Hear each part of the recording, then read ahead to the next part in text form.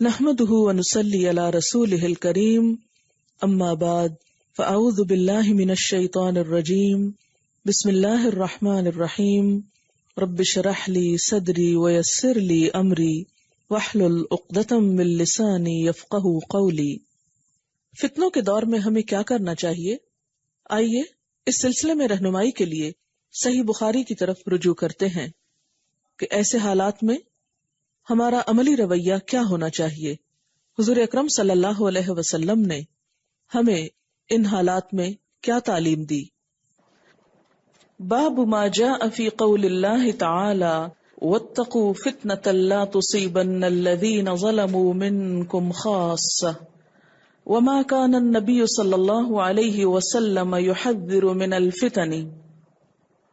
باب ما جاء جو بھی آیا ہے فی قول اللہ تعالی اللہ سبحانہ و تعالی کے قول میں سے بات میں سے، یعنی فتنے کے بارے میں اللہ سبحانہ و تعالی نے جو کچھ فرمایا ہے وہ قرآن پاک کی سورۃ الانفال کی یہ آیت ہے، واتقوا فتنۃ، اور بچو اس فتنے سے، لا تصیبن نہ پہنچے گا، الذین ان لوگوں کو، ظلموا جنہوں نے ظلم کیا، منکم تم میں سے، خاصتاً خاص طور پر، یعنی اس فتنے سے بچو جو ظالموں پر خاص نہیں رہتا بلکہ اس کا اثر ظالموں اور غیر ظالموں سب تک پہنچتا ہے۔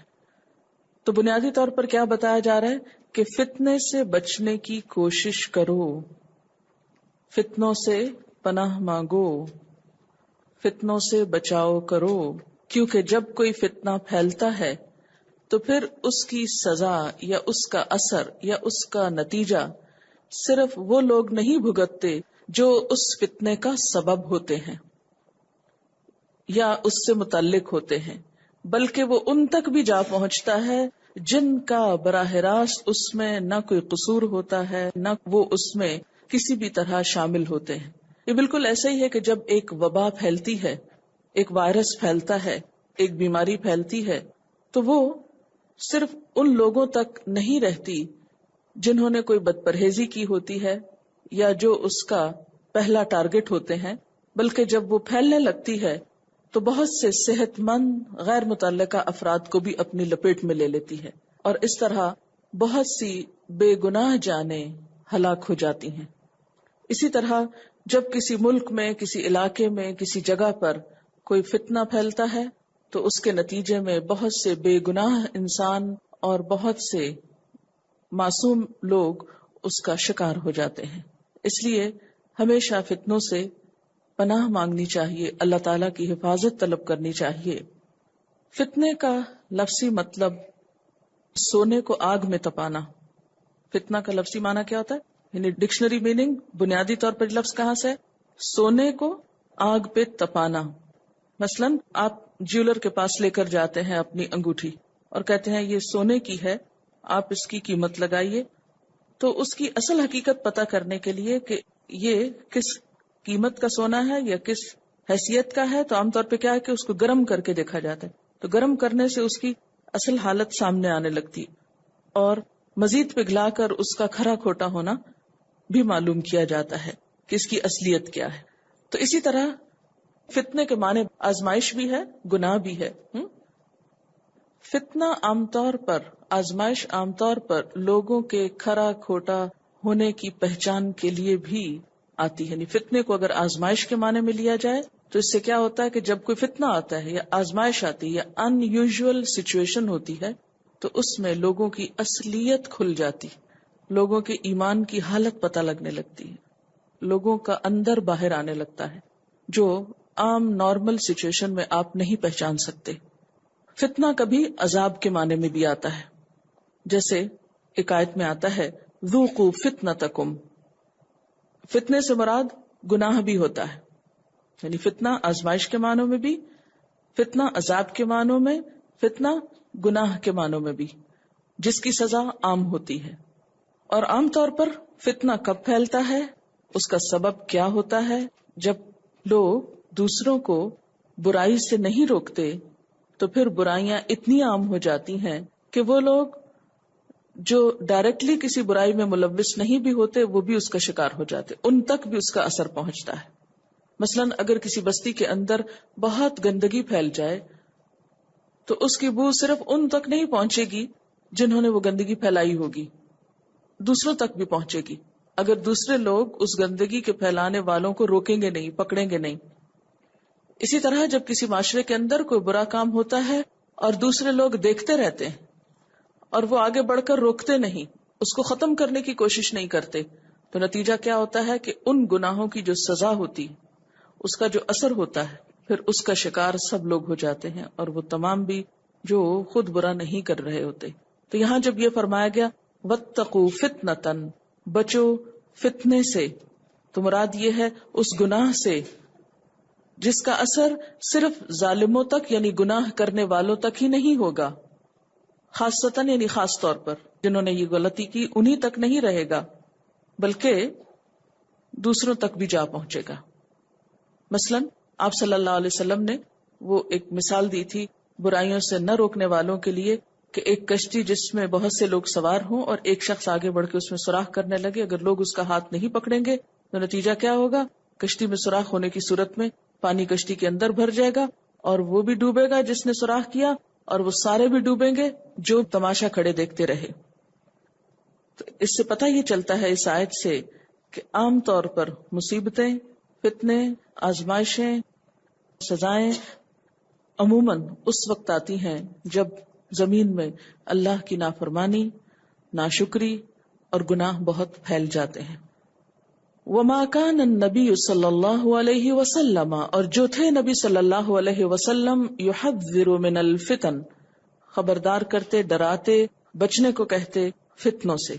یعنی اس باب کے اندر وہ احادیث آئیں گی جس میں آپ صلی اللہ علیہ وسلم نے اپنی امت کو فتنوں سے بچنے کے لیے جو تلقین کی یا جن فتنوں کی طرف اشارہ کیا.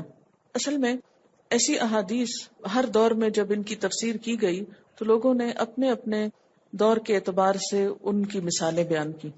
ہمیں کسی خاص دور سے ان کو ریلیٹ نہیں کرنا، ہم بطور مثال تو کہہ سکتے ہیں مثلا فلاں دور میں ایسا ہوا، لیکن دراصل یہ باتیں ہر دور کے لیے، اور حالات اگر کسی وقت زیادہ سے زیادہ بھی خراب ہوتے ہیں تو اس میں بھی یہ ہے کہ ایک حدیث میں آتا ہے نا کہ خدا کی قسم تم ضرور نیکی کا حکم دو گے اور ضرور برائی سے روکو گے، ورنہ تم پر ایسا وقت آئے گا کہ جب تم دعائیں کرو گے اور تمہاری دعائیں قبول نہ ہوں گی.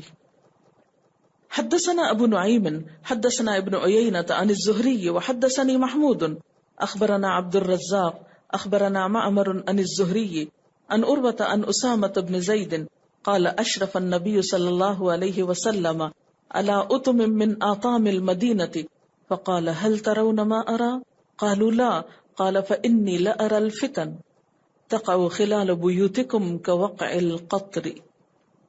حضور صلی اللہ علیہ وسلم اشرف چڑھے، اوپر گئے. اشرف کا مطلب ہوتا ہے اوپر جانا، اشراف ظاہر ہونا، سامنے آ. علی اتم من آطام المدینہ، مدینہ کے محلوں میں سے ایک محلے پر چڑھے، یعنی اونچی جگہ پر چڑھے. فقال، پھر فرمایا، هل ترون، کیا تم دیکھتے ہو، ما ارا، جو میں دیکھ رہا ہوں، کیا تم کو وہ نظر آ رہا ہے جو میں دیکھ رہا ہوں. قالوا لا، لوگوں نے کہا نہیں. قال، آپ نے فرمایا، فإنی لأرى الفتن، میں فتنوں کو دیکھ رہا ہوں، جو مصیبتیں آنے والی ان کو اترتے دیکھ رہا ہوں. تقع خلال بیوتکم، جو تمہارے گھروں کے بیچ میں واقع ہوں گی. كوقع القطر، جیسے بارش کے قطرے، یعنی بارش جیسے قطروں کی شکل میں ٹپک کے گھروں کے اندر تک چلی جاتی ہے، ایسے ہی میں مدینہ کے اوپر فتنوں کی بارش ہوتے دیکھ رہا ہوں جو وقتاً فوقتاً مشکلات آئیں گی، اور آپ کے بعد آئیں. باب ظہور الفتن، فتنوں کا ظاہر ہونا. حدثنا عیاش بن الولید اخبرنا عبد الاعلی حدثنا معمر عن الزہری عن سعید عن ابی ہریرہ عن النبی صلی اللہ علیہ وسلم قال یتقارب الزمان، آپ صلی اللہ علیہ وسلم نے فرمایا، یتقارب الزمان، زمانہ ایک دوسرے کے قریب آ جائے گا. وینقص العمل، اور کام کم ہو جائے گا. ویلقى الشح، اور بخل ڈال دیا جائے گا. شح دل کی تنگی کو کہتے ہیں. وتظہر الفتن، فتنے ظاہر ہوں گے. ویکثر الحرج، اور حرج بڑھ جائے گا. قالوا یا رسول اللہ، لوگوں نے کہا اے اللہ کے رسول صلی اللہ علیہ وسلم، ایما ہوا، وہ کیا ہے، یعنی الحرج کیا ہے؟ قال القتل، القتل، قتل کی کثرت ہو جائے گی. وقال شعیب و یونس، شعیب اور یونس کہتے ہیں، واللیث و ابن اخی الزہری عن الزہری عن حمید عن ابی ہریرہ عن النبی صلی اللہ علیہ وسلم. اب یہ حدیث جو ہے اس کے معنی پہ غور کرنے کی ضرورت ہے. ایک وقت ایسا آئے گا کہ جب زمانہ قریب ہو جائے گا. قریب ہو جائے گا اس کا ایک معنی یہ لیا گیا ہے کہ وقت جلدی جلدی گزرنے لگے گا. مثلا ایک دوسرے کے قریب، یہ تقارب کا معنی کو ذہن میں رکھیے، یعنی سال کے بعد سال، فوراً ایک سال گزرے گا نہیں کہ سال فوراً آ جائے گا، جلدی جلدی سال گزریں گے. اور اسی طرح مہینوں پہ مہینے گزر جائیں گے. یا تقارب یعنی سال سال کے قریب ہو جائیں گے، مہینے مہینوں کے قریب ہو جائیں گے، ہفتے ہفتوں کے، دن دنوں کے. وقت تیزی سے گزرے گا. بعض لوگ کہتے ہیں کہ اس کا معنی کیا ہے کہ جیسے سال مہینے کے برابر ہو جائے گا، مہینہ ہفتے کے، اور دن گھنٹے کے برابر. اچھا، اس چیز کو تو آپ خود بھی محسوس کر سکتے ہیں کہ جیسے آپ چھوٹے تھے تو گرمیوں کی دوپہریں کتنی لمبی ہوتی تھی اور دن کتنے لمبے ہوتے تھے. تھوڑا سا تو میں بھی اس فرق کو محسوس کر سکتی ہوں کہ جو اس وقت اور اب میں تھا. لیکن اگر اس کو کئی سو سال پیچھے تک لے جائیں تو آپ دیکھیں گے کہ لوگ پیدل سفر کر رہے ہیں، میلوں پہ جا رہے ہیں، گھوڑوں پہ، اور آہستہ آہستہ. اور پھر بھی مثلاً بہت سارے جیسے ابن بطوطہ کی داستانیں ہیں، اور بھی تو ان لوگوں نے پوری پوری دنیا گھومی ہے اور اتنی بڑی بڑی کتابیں بھی لکھی. آج وقت ہی نہیں ہے لوگوں کے پاس. یعنی یہ شکوہ اور یہ جملہ ہر ایک کے منہ پہ ہوتا ہے، ٹائم نہیں ہے. یا یہ کہتے ہیں اچھا اتنا ٹائم ہو گیا، ابھی تو یہ تھا، یہ اتنا گزر بھی گیا. تو یہ تقارب الزمان. وینقص العمل، اور عمل کم ہو جائے گا. یہ جو عمل کم ہو جائے گا نا، اس کے بھی کئی معنی ہو سکتے ہیں. کم ہونے میں کیا ہے، جیسے پہلے سفر کی طوالت اتنی ہوتی تھی کہ کئی کئی دن لگتے تھے ایک جگہ سے دوسری جگہ جانے میں. اب کیا ہوا، جہاز پہ بیٹھے جو سفر آپ کا ایک پورے دن میں گزرتا تھا یا 2 دن میں، وہ اب 1 گھنٹے 2 میں گزر جاتا ہے. تو کام کم ہو گیا نا. اسی طرح آپ ہاتھوں سے بہت سی چیزیں کاٹتے تھے، بناتے تھے. اب مشینوں نے کیا کیا، سیکنڈ کے اندر وہ سب کچھ چاک کر کے رکھ دیا. ٹچ سسٹم سے بہت سے کام جو ہے وہ کم ہو گئے. پہلے آپ مینولی بہت سی چیزیں کھولتے تھے، کرتے تھے، بناتے تھے. اب کیا ہے، وہ چیزیں آٹومیٹک ہو گئی. تو ینقص العمل، ایک معنی اس کا یہ بھی کیا جا سکتا ہے. یا آپ یوں بھی کہہ سکتے ہیں کہ جیسے کاموں کے اندر یا وقت کے اندر برکت ختم ہو جائے گی. وَيُلْقَ الشُّحُّ، اور تنگ دلی آ جائے گی. پہلے آپ دیکھیں چھوٹا سا گھر ساری فیملی کے لیے کافی ہوتا تھا. اب کیا ہو رہا ہے، بڑے بڑے گھر ہیں مگر دل تنگ ہے. ایک دسترخوان پہ سب بیٹھ کے کھا لیتے تھے، بہت سی چیزیں شیئر کی جاتی تھی. اب آپ دیکھیے دلوں میں کتنی تنگی. یہاں کی مشکلات مختلف ہیں، جو ترقی یافتہ ممالک ہیں ان کی مشکلات مختلف ہیں. اگر آپ کام کے وقت میں وہاں ٹریفک کا رش دیکھیں تو مجھے اللہ کا عذاب نظر آتا ہے، وہ کہ جس طرح سڑکوں پہ لوگ پھنس جاتے ہیں. ہم کہتے ہیں دیکھنے میں ترقی ہے، لیکن بعض اوقات 1-2 گھنٹہ آسانی کے ساتھ آپ ٹریفک میں بلاک ہو کے بیٹھے رہتے ہیں. لیکن اس کے باوجود ایک گاڑی میں ایک ہی بندہ، وہاں پر سڑکوں پر ایک مخصوص ٹریک بھی رکھے گئے ہیں مخصوص آورز میں کہ اگر کوئی 2 لوگ گاڑی پر ہیں تو وہ اس فاسٹ لین میں جا سکتے ہیں، انکریج کرنے کے لیے کہ ایک گاڑی میں 2 بیٹھو یا زیادہ بیٹھو. اس کے باوجود کیوں بٹھائیں کسی اور کو؟ ہر شخص اپنی زندگی میں ہے، اپنی دنیا میں، اپنے کام میں. جتنے افراد ہیں گھر میں اتنی گاڑیاں لازمی ہیں. اسی طرح چھوٹی چھوٹی چیزوں میں، اب جیسے کھانا کھاتے ہیں نا، تو پہلے کیا ہوتا تھا ایک گلاس کو 2-3 لوگ شیئر کر لیتے تھے، اب نہیں کر سکتے. ایک پلیٹ کو شیئر کرتے تھے پہلے. آپ صلی اللہ علیہ وسلم نے اکٹھے کھانے کے لیے کہا ہے نا کہ اس سے برکت ہوگی. کچھ لوگ آئے اور انہوں نے کہا یا رسول اللہ صلی اللہ علیہ وسلم ہم کھانا کھاتے ہیں، ہم سیر نہیں ہوتے، ہمارا دل نہیں بھرتا. آپ نے فرمایا شاید تم الگ الگ کھاتے، مل کے کھاؤ. تو انہوں نے یہ طریقہ اختیار کیا اور انہیں تھوڑے کھانے میں بھی برکت ہونے لگی اور ان کو سیٹسفیکشن ہونے لگی. آج آپ دیکھیں کہ ہر ایک کی پلیٹ الگ ہو، ہر ایک کا گلاس الگ ہو، ہر ایک کی ہر چیز الگ ہو، اور اس کے باوجود صحت کا عالم دیکھیں سب کی. یلق الشح، شح دل کی تنگی اور اندر کے انقباض کی شکل ہے نا، کہ جس میں دوسرے کو برداشت نہ کرنا ہے. دراصل یعنی صرف مال کا بخل نہیں ہے، مال کی محبت اور خود غرضی تو ہے ہی، لیکن اس کے علاوہ بھی انسانوں کو برداشت نہ کرنا، کسی کی مداخلت برداشت نہ کرنا، کسی کے لیے کچھ تھوڑا سا بھی کچھ دینے کو تیار نہ ہونا. وہ تظہر الفتن، اور فتنے ظاہر ہونے لگیں گے. وہ یکثر الحرج، اور حرج بڑھ جائے گا. لوگوں نے پوچھا کہ یہ حرج کیا چیز ہے؟ تو آپ نے فرمایا القتل، قتل عام ہو جائے گا، انسانیت کا احترام اٹھ جائے گا. حدثنا عبید اللہ بن موسى عن الأعمش عن شقيق قال كنت مع عبد الله وأبي موسى فقال قال النبي صلى الله عليه وسلم إن بين يدي الساعة الأيام ينزل فيها الجهل ويرفع فيها العلم ويكثر فيها الهرج والهرج والقتل. یہ دو لوگوں نے حدیث بیان کی ہے. کہتے ہیں کہ نبی صلی اللہ علیہ وسلم نے فرمایا قیامت سے پہلے، بین یدی الساعة، قیامت سے پہلے، لأیامن، کچھ دن ہوں گے. دن سے مراد یعنی دنیا کے کچھ وقت ہوگا. ینزل فیہ الجہل، جس میں جہالت اتر آئے گی، جہالت کثرت سے ہوگی. ویرفع فیہ العلم، اس میں علم اٹھا لیا جائے گا. ویکثر فیہ الحرج، اور اس میں حرج بڑھ جائے گا. والحرج والقتل، اور حرج کیا ہے؟ قتل ہے. آج آپ دیکھیے کہ جہالت کتنی عام ہے.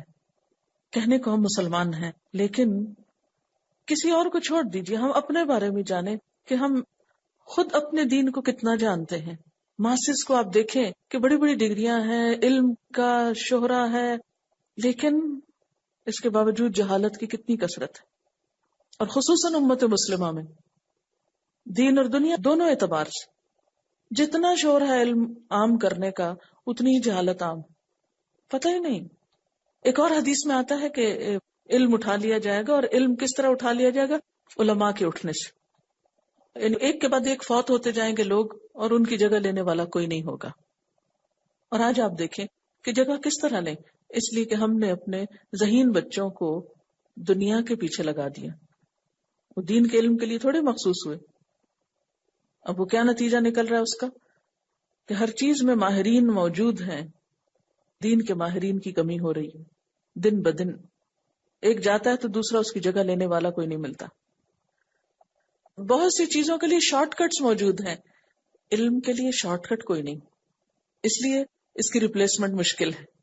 مثلاً ایک عمارت گر جاتی ہے تو آپ کیا کرتے ہیں؟ دوبارہ بنا لیتے ہیں. مگر ایک عالم چلا جاتا ہے تو آپ کسی کو پکڑ کے اس کی جگہ نہیں کھڑا کر سکتے کہ اس کو کھڑا کر لیں، یہ اس کی ریپلیسمنٹ ہے. ویسے ہی ناک نقشہ ہے، ویسے حال حلیہ ہے، اس لیے اس کی بجائے اس کو بٹھا دیں اس کرسی پہ. کیوں؟ اس لیے کہ ایک عالم کی تیاری میں سال ہا سال لگتے ہیں. اچھا بسا اوقات ہم سال بھی پورے کر لیتے ہیں، لیکن اس کے باوجود بھی دین کی روح اندر نہیں آتی، کیونکہ ٹائم پاس کر رہے ہوتے ہیں نا. آج آپ دیکھیں کہ علم کی دنیا میں شارٹ کٹ کتنے ہیں. کیسے پڑھتے ہیں ہم لوگ؟ جو ڈگریاں پیچھے لی ہیں کیسے لی ہیں؟ ہم کہتے ہیں بنے بنائے خلاصے، کوئی ٹپس، کوئی سوال جواب لکھے ہوئے دے دیے جائیں، ان کو ہی پڑھ کے رٹ کے ان کے جواب لکھ کے پورے پورے نمبر لے لیے جائیں. 5 ایئر پیپر بس وہ حل کر لیں، چاہے اوریجنل ٹیکسٹ کتاب پڑھیں یا نہ پڑھیں. گیسٹ پیپر اور معلوم نہیں کیا کچھ، بڑی بڑی ڈگریاں ہیں ہاتھ میں، لیکن علم نہیں. اس لیے کہ اس کی روح ہی نہیں، اس کے لیے محنت ہی نہیں. تو یہ بھی قیامت کی نشانیوں میں سے ہے. حدثنا محمد اخبرنا عبد الرزاق عن معمر عن حمام سمعت ابا هريرة عن النبي صلى الله عليه وسلم قال لا يشير احدكم على اخيه بالسلاح فانه لا يدري لعل الشيطان ينزع في يده فيقع في حفرة من النار. حضرت ابو ہریرہ رضی اللہ تعالی عنہ سے روایت ہے کہ حضور صلی اللہ علیہ وسلم نے فرمایا کوئی تم میں سے اپنے بھائی مسلمان پر ہتھیار نہ اٹھائے، خواہ وہ ایسے ہی کھیل کے طور پر کیوں نہ ہو. لا یشیرو، اشارہ بھی نہ کرے، یعنی مارنے کی نیت سے اٹھانا تو دور کی بات، اشارہ بھی نہ کرے، ارادہ بھی نہ کرے. فإنہ، کیونکہ وہ لا یدری نہیں جانتا، لعل الشیطان، ہو سکتا ہے شیطان، ینزع فی یدہ، کہ وہ اس کے ہاتھ سے کھینچے فَيَقَعُ فِي حُفْرَةٍ مِّنَ النَّارِ، اور وہ اس کی وجہ سے آگ کے گڑھے کے اندر جا گرے. یعنی اتفاقاً شیطان اس کے اندر ایسا وسوسہ ڈالے، ایسے احساسات پیدا کرے کہ جس کی وجہ سے وہ مذاق مذاق میں اس اسلحے کو اپنے مسلمان بھائی کی طرف اٹھائے اور اس کی وجہ سے وہ آگ میں جا گرے. یعنی کوئی وقتی فوری سبب ایسا پیدا کر دے کہ جس کے نتیجے میں وہ قتل کر بیٹھے. تو اس سے کیا پتہ چلتا ہے؟ اس سے پتہ یہ چلتا ہے کہ ایسی چیزوں کے قریب بھی نہ پھٹکو جہاں سے خرابی لازم آتی ہو. باب قول النبی صلی اللہ علیہ وسلم لا ترجعوا بعدی کفارا یضرب بعضکم رقاب بعض. قول النبی، نبی صلی اللہ علیہ وسلم کا فرمانا، لا ترجعوا، نہ تم لوٹو، بعدی، میرے بعد، کفارن، کافر بن کر، میرے بعد کافر نہ بن جانا، کفر کی حالت میں نہ پلٹ جانا، یضربو کے مارے، بعضکم تم میں سے بعض، رقاب بعض بعض کی گردنیں، یعنی ایک دوسرے کی گردنیں نہ اڑانے لگو، آپس میں نہ لڑنے لگو. اس کو آپ نے کفر سے تعبیر کیا. حدثنا عمر بن حفص حدثني ابی حدثنا الاعمش حدثنا شقیق قال قال عبد الله قال النبي صلی اللہ علیہ وسلم سباب المسلم فسوق وقتاله کفر. نبی صلی اللہ علیہ وسلم نے فرمایا، سباب المسلم، مسلمان کو گالی دینا، فسوق، گناہ ہے، نافرمانی ہے، وقتاله، اور اس کا قتل کرنا، کفر، کفر ہے. الا بحق، وہ جو قرآن پاک میں آتا ہے نا کہ مگر حق کے ساتھ، اس میں یہ کہ کسی قتل کے بدلے میں قتل کرنا یا شادی شدہ زناکار کا رجم کرنا. حدثنا احمد بن اشکاب حدثنا محمد بن فضیل عن ابیہ عن اکرمۃ عن ابن عباس قال قال النبی صلی اللہ علیہ وسلم لا ترتدوا بعدی کفارا یضرب بعضکم رقاب بعض. نبی صلی اللہ علیہ وسلم نے فرمایا، میرے بعد ایک دوسرے کی گردنیں مار کر کافر مرتد نہ بن جانا. حدثنا سلیمان بن حرب حدثنا شعبۃ عن علی بن مدرک سمعت ابا زرعۃ بن عمرو بن جریر عن جدہ جریر قال قال لی رسول اللہ صلی اللہ علیہ وسلم فی حجۃ الوداع استنصت الناس. نبی صلی اللہ علیہ وسلم نے حجۃ الوداع کے موقع پہ فرمایا، لوگوں کو خاموش کراؤ. ثم قال، پھر فرمایا، لا ترجعوا بعدی کفارا یضرب بعضکم رقاب بعض. دیکھو میرے بعد ایسا نہ کرنا کہ ایک دوسرے کی گردنیں مار کر کافر بن جاؤ. یعنی یہ آپ کی حجۃ الوداع کے موقع پر گویا آخری نصیحتوں میں سے تھی. باب اذا التقى المسلمان بسیفیہما، جب دو مسلمان اپنی تلواروں کے ساتھ ایک دوسرے سے ملے، یعنی لڑنے کے لیے. حدثنا عبداللہ بن عبد الوہاب حدثنا حماد عن رجل لم يسمه عن الحسن قال خرجت بسلاح ليال الفتنة فاستقبلني ابو بکرة فقال اين تريد. حسن بصری سے روایت ہے، کہتے ہیں خرجت، میں نکلا، بسلاحی، اپنے ہتھیار کے ساتھ، لیالی، راتوں کو، الفتنہ، فتنے کی. یہاں لیالی سے مراد زمانہ ہے، یعنی ایام، دن، دور، اور فتنے سے مراد جنگ صفین اور جنگ جمل ہے. فاستقبلنی ابو بکرہ، تو مجھے ابو بکرہ سامنے سے ملے. فقالا، تو کہا، اینا تریدو، کہاں جاتے ہو؟ قلتو، میں نے کہا، اریدو، میں چاہتا ہوں، نصرت ابن عم رسول اللہ صلی اللہ علیہ وسلم، حضرت محمد صلی اللہ علیہ وسلم کے چچا زاد بھائی یعنی حضرت علی کی مدد کو. قال قال رسول اللہ صلی اللہ علیہ وسلم، وہ کہنے لگے کہ نبی صلی اللہ علیہ وسلم نے فرمایا، اذا تواجہ المسلمان بسیفیہما فکلاہما من اہل النار قیل فہذا القاتل فما بال المقتول. کہ جب آمنا سامنا کریں دو مسلمان اپنی تلواروں کے ساتھ تو دونوں اہل نار میں سے ہیں. کہا گیا فہذا القاتل، یہ تو قاتل ہے، فما بال المقتول، تو مقتول کے بارے میں کیا خیال ہے. قال انہ اراد قتل صاحبہ، کہا کہ اس نے اپنے بھائی کے قتل کا ارادہ کیا. قال حماد بن زید فذکرت هذا الحدیث لایوب ویونس بن عبید وانا اريد ان يحدثاني به فقال انما روى هذا الحديث الحسن عن الاحنف بن قیس عن ابی بکرۃ. حماد کہتے ہیں کہ میں نے یہ حدیث ایوب اور یونس بن عبید سے بیان کی، میرا مطلب یہ تھا وہ دونوں یہ حدیث مجھ سے بیان کریں. انہوں نے کہا اس حدیث کو حسن بصری نے احنف بن قیس سے روایت کیا، انہوں نے ابو بکرہ سے. اس میں بنیادی طور پر مقصد یہ تھا کہ وہ ان کو کسی بھی جنگ میں شریک ہونے سے روکیں. کوئی بھی نیا حادثہ، فتنہ، فساد، شروع میں بہت سے لوگ اسے دیکھ کر ایکسائٹڈ ہو جاتے ہیں، اس میں کود پڑتے ہیں، اس میں حصہ ڈالتے ہیں، اور پھر آہستہ آہستہ اس سے بیزار ہو جاتے ہیں.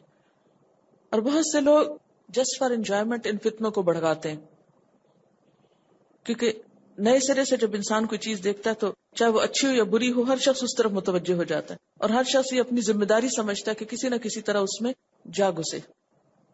تو وہ ایک جذباتی کیفیت ہوتی. اس کے بعد آہستہ آہستہ وہی چیزیں ایک بوجھ بن جاتی. اسی لیے اس سے پیچھے والا باب کیا تھا کہ ہم اللہ کی پناہ چاہتے ہیں برے فتنوں سے.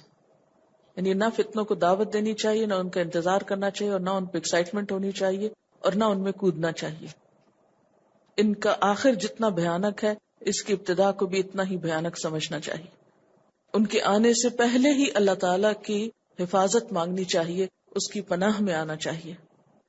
اس پیمانے کو جو نبی صلی اللہ علیہ وسلم نے دیا ہے اور ابھی آگے آئے گا، یعنی فتنے کو آپ صلی اللہ علیہ وسلم نے ایسے تشبیہ دی جیسے ایک سمندر کی موجیں اٹھتی ہیں. پہلے جب آ رہی ہوتی ہیں تو کتنی خوبصورت لگ رہی ہوتی ہیں، ان کو دیکھ کے ایک ایکسائٹمنٹ ہوتی ہے، لیکن جب وہ بیٹھ جاتی ہیں اور پھر کسی پہ آ پڑتی ہیں، تباہ کرتی ہیں، کسی کی جان لے جاتی ہیں اور پلٹ جاتی ہیں، تو پھر بعد میں کیا رہ جاتا ہے. اسی کو سامنے رکھ کر آپ اپنے پاکستان کی تاریخ میں بہت سے فتنے اور بہت سی تحریکیں اور بہت سے حالات جو گزر چکے ان پہ نظر ڈالیں تو ایسے ہی نظر آئے گا. کبھی کسی کے خلاف ایک تحریک چل رہی، کبھی کسی کے، تو شروع میں بہت سارے لوگ ایکسائٹمنٹ میں جلسوں جلوسوں میں حصہ لیتے ہیں. پھر ہر آنے والا دور پہلے دور سے بدتر اور ایک بدترین نتائج لیے ہوئے لوگوں پہ چھا جاتا ہے. بنیادی طور پر جس چیز سے روکا جا رہا ہے وہ جذباتیت ہے، کہ بغیر سوچے سمجھے کسی کا بھی طرفدار ہو جانا اور کسی بھی چیز میں کود پڑنا اور وقتی مسائل سے بچنے کے لیے ایسے ہنگاموں کے نظر ہو جانا، یہ کوئی عقل مندی کی بات نہیں. حدثنا عبد الله بن عثمان اخبرنا عبد الله اخبرنا يونس عن الزهري اخبرني حمزة بن عبد الله بن عمر انه سمع ابن عمر يقول قال رسول الله صلی اللہ علیہ وسلم. ابن عمر کہتے ہیں کہ نبی صلی اللہ علیہ وسلم نے فرمایا، اذا انزل اللہ بقوم عذابا، جب اللہ تعالیٰ کسی قوم پہ عذاب اتارتا ہے، اصاب العذاب من کان فیہم، اتارتا ہے عذاب ہر اس شخص پر جس قوم کے اندر ہوتا ہے. ثم بعثوا علی اعمالہم، پھر سب اپنے اپنے اعمال کے مطابق اٹھائے جائیں گے. یعنی جب کسی قوم پر کوئی مصیبت آتی ہے، یعنی اکٹھی کوئی آفت آتی ہے، اچھے برے سب مارے جاتے ہیں. عذاب تو برے لوگوں کی وجہ سے آتا ہے نا، لیکن آٹے کے ساتھ گھن بھی پس جاتا ہے. اب انسان یہ کہہ سکتا ہے کہ مثال کے طور پر آپ دیکھیے کہ اگر ایک عمارت تباہ ہوتی ہے تو اس میں اچھے برے سب لوگ ہوتے ہیں، نیک بد سب ہوتے ہیں. اب یہ تو نہیں ہو سکتا نا کہ عذاب آنے سے پہلے نیک لوگوں کو اٹھا کے کھڑکیوں سے باہر پھینک دیا جائے کہ یہ نیک ہیں اس لیے اللہ کے فرشتے ان کو اٹھا کے باہر لانے کو آئے. عذاب آئے گا تو سب پہ آئے گا، لیکن قیامت کے دن جب اٹھائے جائیں گے تو ہر شخص اپنے عمل کے مطابق اٹھایا جائے گا، اس کا معاملہ اس کے عمل کے مطابق ہوگا. دو مسلمان آمنے سامنے ہیں، ہر ایک اپنا ایک جواز رکھتا ہے، ہر ایک کے پاس اپنی ایک دلیل ہے. اب ان کی نیتیں اور ان کی دلیلیں اللہ کو معلوم ہیں. ہر ایک اپنی دلیل اور نیت کے ساتھ دنیا سے جا رہا ہے، جب اٹھایا جائے گا تو اسی کے ساتھ اٹھے گا. پھر یہ اللہ کا کام ہے کہ وہ جس کے حق میں جس چیز کا فیصلہ کرے. ایسے مواقع پر، ایسے اختلافات کے موقع پر ہمیں تبصرہ کرنے اور اس پہ رائے دینے اور ایک کے بارے میں کچھ اور دوسرے کے بارے میں کچھ اور کہنے کی گنجائش نہیں، کیونکہ تلک امۃ قد خلت لہا ما کسبت، وہ کچھ لوگ تھے جو گزر گئے، انہوں نے جو کچھ کیا وہ ان کے اپنے لیے. وَلَكُمْ مَا كَسَبْتُمْ، اور تمہارے لیے کیا ہے جو تم کرو گے. وَلَا تُسْأَلُونَ، تم نہ پوچھے جاؤ گے. اما کانوا یعملون، کہ وہ کیا کرتے رہے. جب ہم سے آخرت میں نہیں پوچھا جائے گا تو دنیا میں ہمیں فتوی دینے کی ضرورت کیا ہے. حدثني بشر بن خالد اخبرنا محمد بن جعفر عن شعبة عن سليمان سمعت ابا وائل قال قيل لأسامة الا تكلم هذا. ابو وائل کہتے ہیں کہ حضرت اسامہ بن زید سے کہا گیا الا تکلم هذا، کیا تم اس شخص سے بات نہیں کرو گے. اشارہ تھا حضرت عثمان کی طرف کہ ان کو سمجھاؤ گے نہیں. کہا جاتا ہے کہ جب انہوں نے اپنے کچھ رشتہ داروں کو کچھ علاقوں کا گورنر بنایا اور کچھ ان کو حکومت کے کاموں میں شریک کیا تو اس پر کچھ اور لوگوں نے اختلاف کیا. تو یہاں پر بھی حضرت اسامہ کو کہا گیا کہ تم سمجھاؤ گے نہیں، جاؤ تم سمجھاؤ. بعض اوقات ایسا ہوتا ہے نا جب رائے کا اختلاف ہوتا ہے اور جو جس کو صحیح سمجھتا ہے اس کی طرف سے ہو کر دوسرے کو جسے صحیح نہیں سمجھا جاتا اس کو سمجھانے کی کوشش کی جاتی ہے کہ دیکھو تمہاری یہ بات درست نہیں. بہرحال کالا وہ کہتے ہیں قد کلمتہ، میں نے آپ سے بات کی ہے لیکن سیکرٹلی، یعنی میں نے سمجھایا ہے، میں نے بات کی ہے. ما دون، اس کے سوا، ان افتح بابا، کہ میں ایک ایسا دروازہ کھول دوں، اکون اول من یفتحہ، کہ میں پہلا ہوں جو اسے کھولے. یعنی میں یہ نہیں چاہتا. یہ کون سے دروازے کی طرف اشارہ ہے کہ میں لاؤڈلی یا اوپنلی ایسی باتیں کر کے لوگوں کے اندر فتنے کو ہوا نہیں دینا چاہتا، لوگوں میں بے چینی کو نہیں پیدا کرنا چاہتا. اس سے کیا پتہ چلتا ہے؟ صحابہ کرام کے سمجھانے کا بھی طریقہ کیا ہوتا تھا؟ ایون اجتماعی معاملات میں ایک اخلاق پتہ چل رہا ہے نا. کیا سمجھ میں آئی بات آپ کو حضرت اسامہ کے اس طرز عمل سے؟ یعنی حضرت اسامہ کو کسی نے کہا کہ جاؤ تم حضرت عثمان کو سمجھاؤ. کیا سمجھاؤ؟ کہ وہ اپنے رشتہ داروں کو حکومت میں شامل نہیں کریں. اچھا، اب آپ دیکھیں کہ وہ کہتے ہیں کہ میں ان سے بات کر چکا ہوں اور سیکرٹلی بات کی ہے، میں نے خاموشی سے سمجھایا ہے، اور میں یہ نہیں چاہتا کہ میں وہ پہلا شخص ہوں جو یہ دروازہ کھولے. کیا مانا؟ کہ لوگوں کو بھی اس میں انوالو کروں، جس سے ریلیٹڈ بات ہو خاموشی سے جا کے اس کو سمجھایا جائے. ہمارا طرز عمل کیا ہے اس کے علاوہ سب کو بتاتے ہیں. یعنی اختلاف رائے کا مطلب بدتمیزی کرنا یا رسوائی کرنا نہیں ہوتا. یعنی آپ اگر کسی کو کوئی بات کہنا بھی چاہتے ہیں، سمجھانا چاہتے ہیں، کسی کو کسی چیز سے روکنا چاہتے ہیں، تو اس میں آپ خیرخواہی سے کام لیں. یہ ہمارا ایک بہت ہی تکلیف دہ عمل ہے ہم مسلمانوں کا، اور خصوصاً جب فتنہ ہوتا ہے کہیں تو اس دور میں ایسی چیزیں اور زیادہ عام ہو جاتی ہیں، اور ہر شخص ان کو اپنے لیے جائز قرار دے دیتا ہے کہ میرے لیے اب کسی بھی لیڈر کے اوپر بات کرنا جو ہے وہ ایک جہاد ہو گیا ہے. میں جس مجلس میں چاہوں، جیسے چاہوں رسوا کروں، سچی جھوٹی باتیں اس کے خلاف کروں. اس کا نقصان کیا ہوتا ہے؟ لوگوں کے اندر کس قدر بے چینی پھیلتی. بعض باتیں سچی ہوتی ہیں اور بعض بالکل جھوٹی ہوتی ہیں اور سنی سنائی ہوتی ہیں، اس کی کوئی بھی حقیقت نہیں ہوتی. اس سے عوام میں ایک عام انتشار پھیلتا ہے، اس انتشار کے نتیجے میں تنزل ہی تنزل ہوتا ہے. اس سے اصلاح کچھ نہیں ہوتی.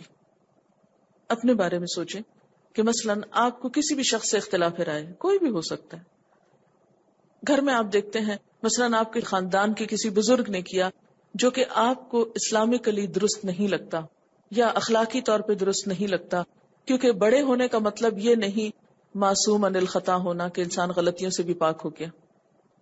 یعنی کسی شخص کے بڑے ہونے کا مطلب یہ تو نہیں، کوئی کتنا بھی بڑا ہو اس سے غلطی تو ہو سکتی کہ نہیں ہوتی.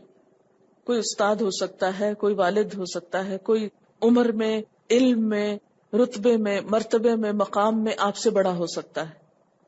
اب آپ اس معاملے میں سمجھ زیادہ رکھتے ہیں اور آپ دیکھ رہے ہیں کہ دوسرا شخص جو ہے وہ صحیح نہیں کر رہا. ایسے میں آپ کا طرز عمل کیا ہونا چاہیے اور کیا ہو سکتا ہے؟ نمبر 1، بعض لوگ تو عزت اور احترام کے مارے بات ہی نہیں کریں گے اور اس کو غلطی پہ غلطی کیے جانے دیں گے. یہ بھی کسی کی خیر خواہی نہیں ہے. اب یہاں پر کیا ہوا؟ وہ کہتے ہیں کہ مجھے یہ بات پسند نہیں آئی کہ میں ہوں وہ شخص، یعنی اعلانیہ ان کو برا بھلا کہہ کے فتنے اور فساد کا دروازہ میں پہلے کھولوں. اور اس کا یہ بھی نہیں مطلب وما انا بالذی اقول لرجل، اور نہیں ہوں میں وہ شخص کہ کہوں کسی شخص کو بعد ان یکون امیرا، اس کے بعد کہ وہ امیر بن جائے، علی رجلین، 2 لوگوں پر بھی، انت خیرن، کہ تم بہت اچھے ہو.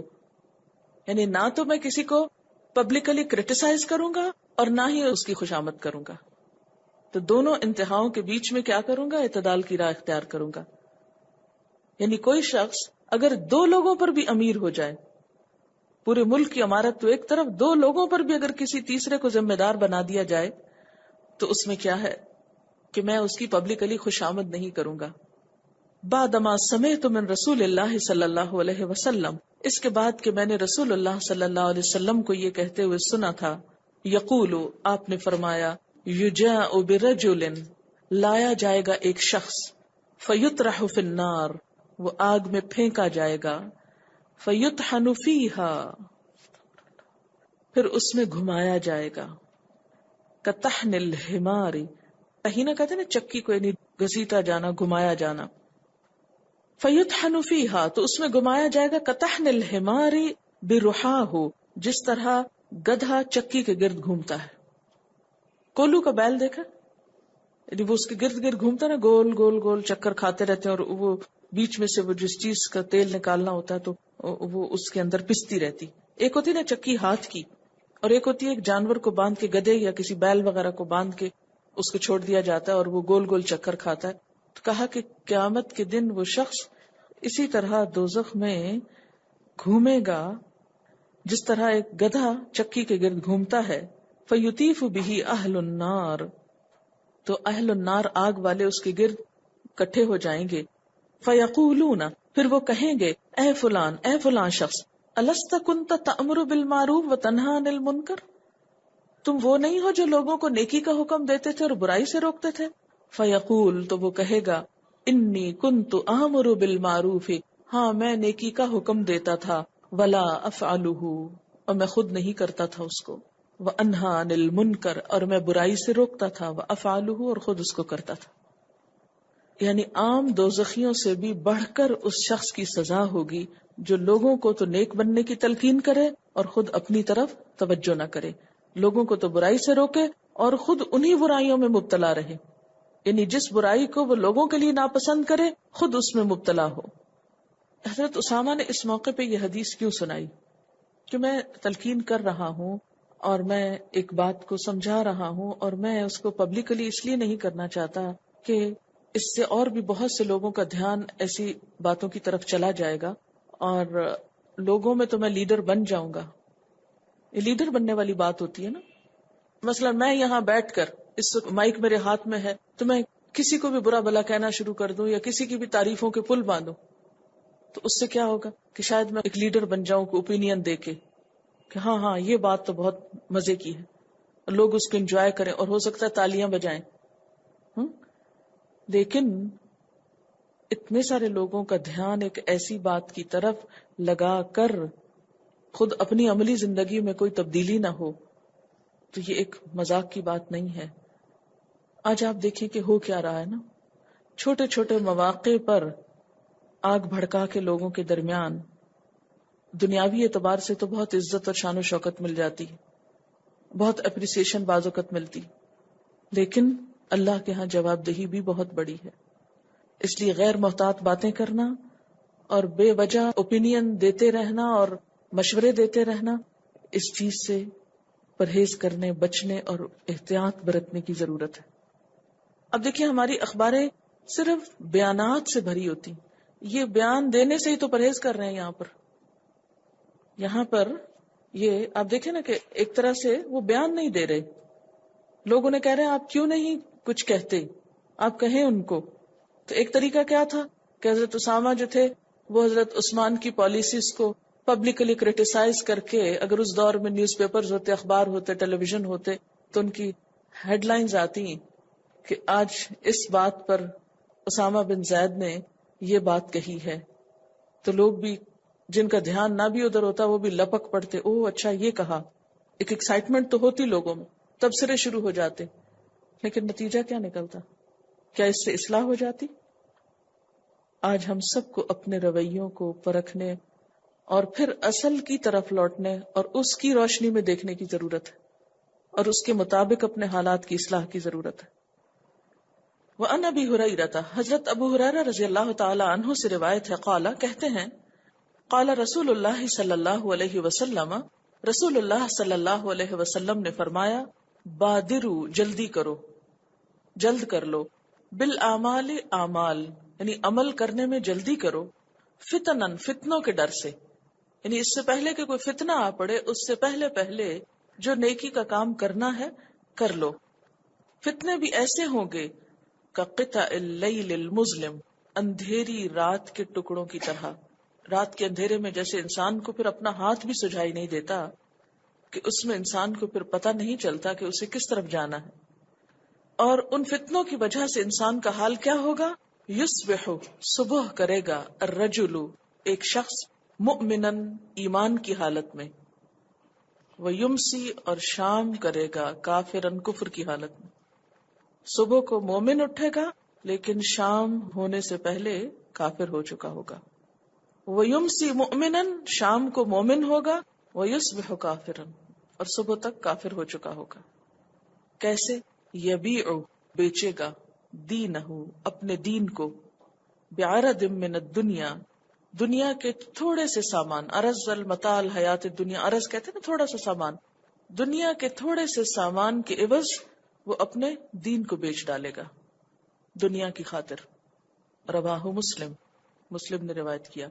ہر جگہ کے مسلمانوں کی آزمائش الگ ہے، مختلف ہے، یہاں کی آزمائش فرق ہے، کسی اور علاقے کی آزمائش مختلف ہے۔ یہ حدیث پہلے بھی میں نے پڑھ رکھی تھی تو میں سوچتی تھی کہ بھلا یہ کیسے ہو سکتا ہے نا کہ ہم لوگ مسلمانوں کے اندر رہتے ہوں، ہمارے آبا و اجداد مسلمان ہوں، دوست عزیز رشتہ دار مسلمان ہوں، اور پھر ان میں سے کوئی کافر ہو جائے اور وہ اپنے دین کو چھوڑ دے۔ عام طور پر سب ایک دوسرے کو سنبھالا دیتے ہیں، پکڑ کر رکھتے ہیں، لیکن جتنی بڑی آزمائش آتی ہے نا اتنا ہی بڑا ایمان کا امتحان ہوتا ہے۔ تو وہ مسلمان جو مائنارٹیز میں ہیں اور ایسے علاقوں میں رہتے ہیں کہ جہاں آس پاس مسلمان کم ہیں اور ہر طرف کافر ہی بستے ہیں، تو ایسے حالات میں، ایسی مشکلات میں ان کے لیے اپنے ایمان پر، اسلام پر قائم رہنا مشکل ترین کام ہوتا ہے، اور دنیا کی خاطر، اپنے کاروبار کی خاطر، جاب کی خاطر، بزنس کی خاطر اپنی نماز چھوڑ دینا، اپنا حجاب چھوڑ دینا، اپنے اسلامی شعار کو پامال کر دینا، یہ بہت عام ہوتا جا رہا ہے۔ اور تو اور اب مسلمان اور کافر کے درمیان ایک بہت بڑا فرق کیا ہے؟ نماز۔ تو بہت سے لوگوں نے مسجدوں میں جانا چھوڑ دیا، بہت سے لوگوں نے اپنی جاب پلیس پہ نماز چھوڑ دی کہ پتہ نہ چلے کہ ہم مسلمان ہیں۔ پھر میں سوچتی ہوں کہ اللہ تعالیٰ نے 5 نمازیں کیوں فرض کی ہیں، اور دن میں 5 دفعہ ایک عملی طور پر ایک اظہار، بیٹھے بیٹھے ہم دل میں بھی تو دعائیں پڑھ سکتے تھے، لیکن کیوں کہا ایکشن کے ساتھ؟ سب کو پتہ چل جاتا ہے کہ یہ کون ہے۔ فرق ہے نا، ایک حد فاصل ہے۔ اور کس وجہ سے؟ یبیع دینہ، یا ایمان کا لفظ نہیں ہے، یبیع دینہ، اپنے دین کو بیچ ڈالتا ہے۔ بیچنے کا کیا مطلب ہوتا ہے؟ کچھ لینے کے لیے کچھ دے دینا، یعنی اپنا ایمان دے دیتا ہے، کس لیے؟ کہ دنیا لے سکے، دنیا کے مفادات کی خاطر۔